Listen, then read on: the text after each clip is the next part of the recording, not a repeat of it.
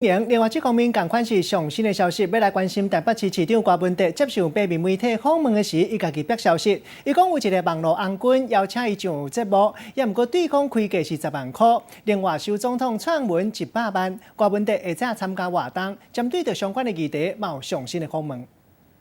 其实还有一个叫历史考量，我们当时怎么用日本总督府延续作为这个台湾的总统府？当时这很奇怪，我以前去韩国的时候发现，我记得日本驻朝鲜总督府，后来那个韩国政府成立就把它拆了，因为他们觉得盖在那个皇宫的前面。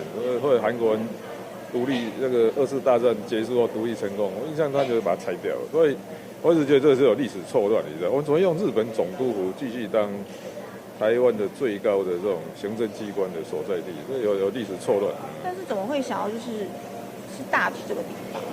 那本来就在国防部在大直要塞区啊。其实我们那个衡山指挥所就在那里。其实那个是，我跟你讲，大陆如果对台湾动武的话，一定是斩首战术的。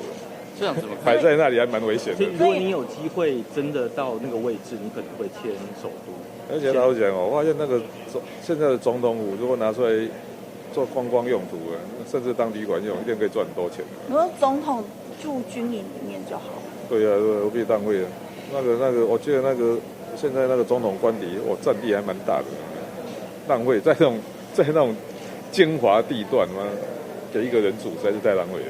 是啊，那再请问一下，因为你昨天那个专访还是有在提到陈菊，但是陈菊他昨天就是他觉得就是您这样子说高雄负债对高雄来说并不公平。因为我跟你讲其实是这样的，我也看过一些环境，包括以前的抗议审议长，就这样，面对问题是解决问题第一步。他每次一讲，他们就说以为我这是在什么帮韩国瑜助选，拜托，我又不是只有打过高雄，彰化啦、苗栗我都讲过了。但是我觉得这种财政纪律的一定要建立，这种在留子孙的政治文化在台湾不解决。其实我非常清楚的，至少目前高雄那个债务呢，对高雄目前的行政是造成影响，因为他那个预算编列就会被卡到，是这样的。我们不是我讲话只是比较直白，也不是说故意要去。我看那个网络媒体就开始说什么，反正那些145联盟就很活跃啊，说我在帮什么韩国瑜助选，拜托，我都已经讲了这个，我都已经讲这场选举大概应该小英还是会赢，我就讲这么清楚的，只是你不对的还是要改嘛。现在每次被攻击这样，不是台扁维拉出来就台马维拉出来的，就不诉诸统独了，不然就是那种。这个不可取的选举文化。所以你是韩国瑜的助选？我怎么是韩国瑜的助选人呢？这个，那你觉得？我刚才是要面对但那个的确是一个问题。还有一点呢他说什么那个统筹分配款台北市拿的比较多。我跟你讲除了统筹分配款以外，还有一般补助款，还有特别补助款。比方说的前瞻计划8400亿，台北市分到20几亿。我在想说，你要给我20几亿，干脆不要给我就好了。你8400分给我20几，我还跟你说谢谢但是你昨天有讲到，就是你用猫跟老鼠来形容，你说就是陈菊就只会蹲在那边吃。我跟你讲其实我也知道那个，所以我说老实讲负债增加1000亿不是问题。真正的问题是你负债增加1000亿，为什么下一场雨呢？地面上多了5000个大洞，这才是问题。你要是钱能够交代说钱用到哪里去，合理的用，那大家也不会讲话。你多花1000亿，为什么下一场雨那路面上多5000个洞，连卡车都会卡住的？这个才是问题。不是像你说你是猫在市府，可以让很多老鼠不敢来，又说陈菊蹲着吃，因为感觉那联想好像就是在讲陈菊的。还是你联想力太丰富了。像你刚才提到说林鹤鸣就是把过去帮你打的那一套网红的那一套搬到总统府去，好像资源变多。就是我想这场选举看得很清楚嘛。民进党打这个总统大选他在花在媒体的钱还是这个就是我一看就我想说这个真的是一场不对称的战争所以就是我们当然我们也会有网红的，为什么？但是人家资源是你的100倍，因为他们我看一看就算了，不要玩了。因为他们也找很多网红，好像你说他们收，比如说某一网红收你10万，可却收总统蔡英文100万，是差10倍的差。刚才老师他们在讲说，我们去上，他们在编预算说，这个报告市长我们要去现在。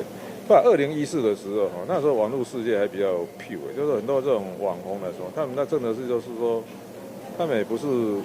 也许有收一些广告，但是它还不像，不过现在已经变产业，没办法。所以2014还有网络义勇军，你知道，现在网络义勇军越来越少，现在都被职业军人了。所以你现在一般的网红，他的获利模式不再是纯粹是那一种做卖广告，他直接就是自助性行销，那个都要钱的。可那个网红为什么收小英贵10倍的价钱？不是这样讲的，那是孩子，这也是个比喻而已。不过是这样的，实际的价钱，那商业机密我们不能在这里讲。不过是这样的哦。现在，所以现在网络世界越来越不纯粹了，就全部都是要钱的。可是你在专访里面说，幕僚跟你说，就是蔡英文收100万，你是很就是那个专访里面是写的很明确。这样哦。对啊。那一定是。那我要选择性失忆了，对。你怎么知道这个行情？是不小心报了对方的行情。这个。那你觉得网红现在是向前看吗？不是啊，现在网红已经是个产业的，包括那一种。现在网红的获利模式不再是那一种广告，它直接就自助性行销，那都是要谈企划案，然后做这种有企划案，然后就是要付钱。所以，不过就这样的啊，时代在进步，这也不是说它不对的，比如说我们现在的 mass media 大众传播系统，就是广告模式，就是已经到了这个境界。上次我看吴敦义昨天讲说，蔡英文是水微杂风。